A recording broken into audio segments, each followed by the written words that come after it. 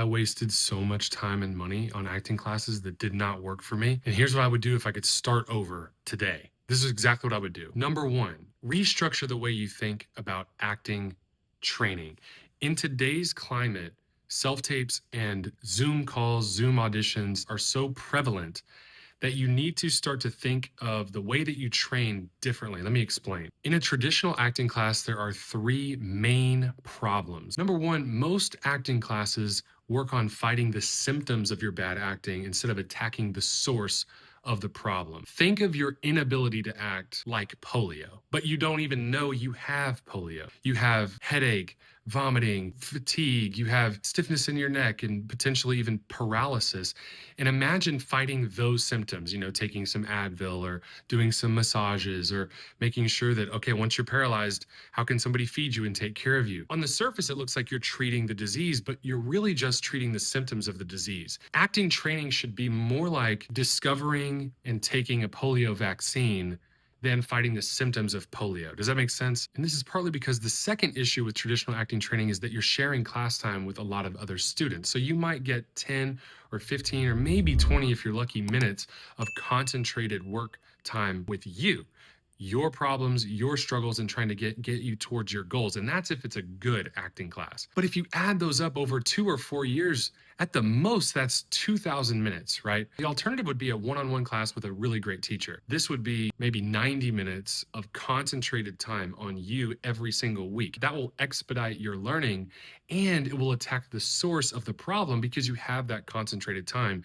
to focus on the actual problems instead of just the symptoms of problems. And number three, this is something I've never heard any acting teacher say, but it's absolutely been essential, vital, and so impactful on the students that I've taught in this format. In a traditional acting class, there are two tracks of learning. Okay, so the first track is whatever tools or technique you're learning in that class. The second track, you are typically given a scene, you practice the scene with your scene partner, you bring it into class, and then let's say you're the teacher, you act with your scene partner, and then you end the scene and you look at the teacher and go, how was that? Typically they'll say, that wasn't very good. Try it this way. You'll say, okay.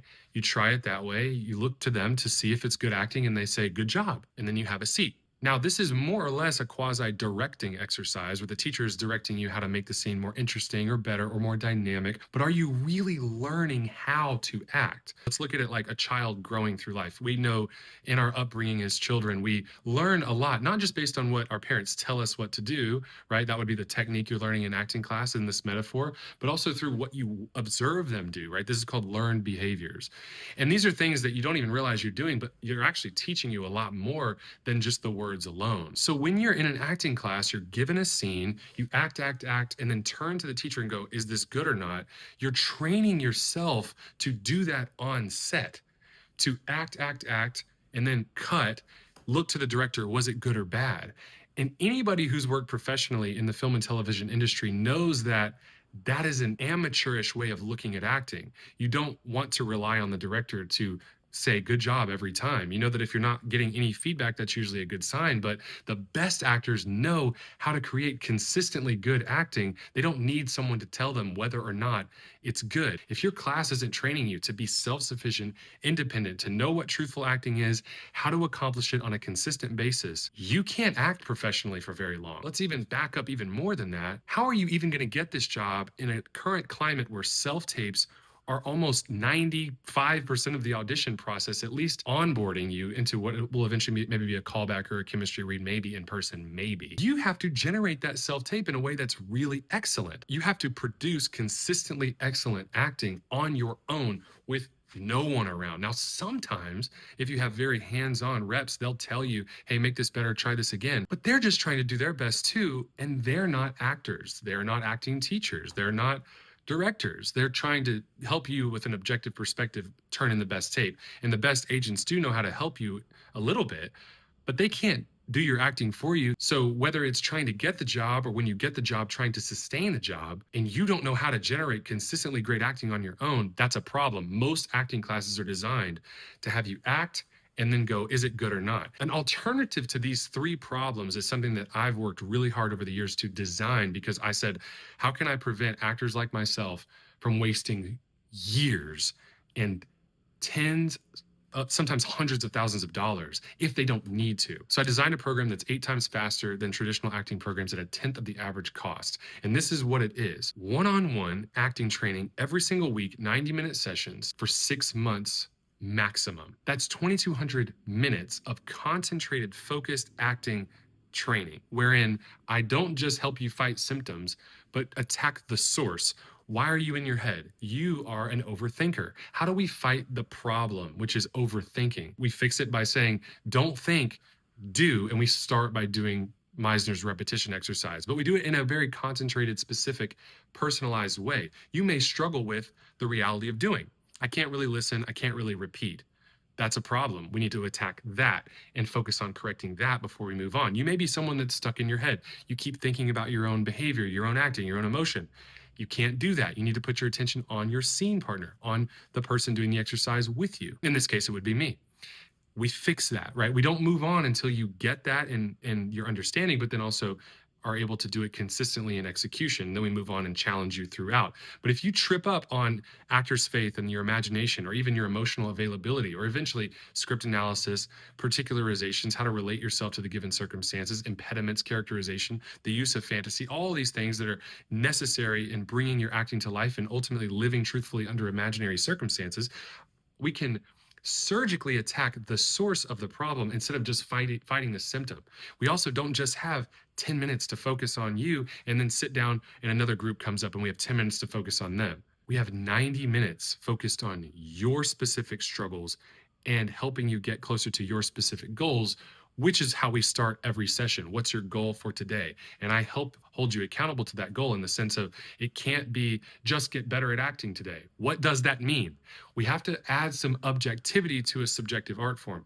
That's how we improve. If we say acting is just, dependent upon the teacher's opinion, what are we talking about here? How can I create a way where I can be self-sufficient, independent, and truthful if all that matters is, does my teacher like it or not? Your teacher's not going to be there for you the rest of your life. And as my really great teacher told me, you're going to do your career the way you do your training. Why not do your training at the most optimal level you possibly could that also lends itself towards the era that we're in, which is Zooms, self-tapes, and online auditions. Right? So you need to find a way to get comfortable in these formats and bring excellent, impactful acting every single time in a digital or virtual format, at least preliminarily. And to have that confidence even more so when you get to set, that you can stand on your own 2 feet and not act and then go, I don't know if it was good or not, and look to the director to reassure you, but instead say, I know it's good, and be able to collaborate with them in a very professional way when they come over and give you some direction, of which you would process into doable action and things that we work on in our classes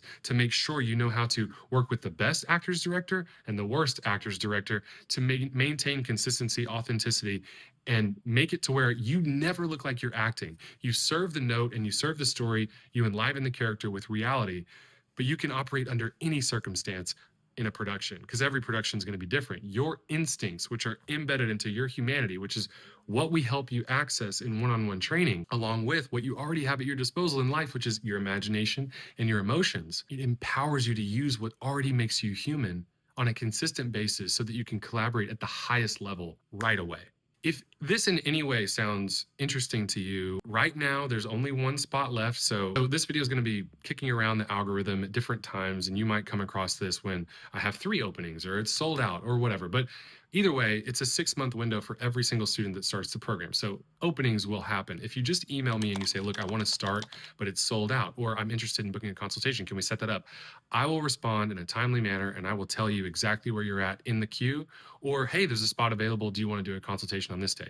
That way we can see if it's a good fit, because even though I'm promoting this program and I think it's absolutely beneficial to actors that want to be truthful and are very serious about their technique, I'm not for everybody and everybody's not for me. I'm not pretending like that's the case. So it's got to be a good fit. So in the call, I want to hear what you've been struggling with, what your goals are specifically. And then of course, I'll answer any questions you have and share what my experience as a teacher is and what that experience would be like for you as a student. And I just tell you what I learned, discuss the obstacles that we might face and the goals that I have as a teacher, and try to walk you through this program so that you can live truthfully under imaginary circumstances every single time you act in any format, whether it's on stage or on screen.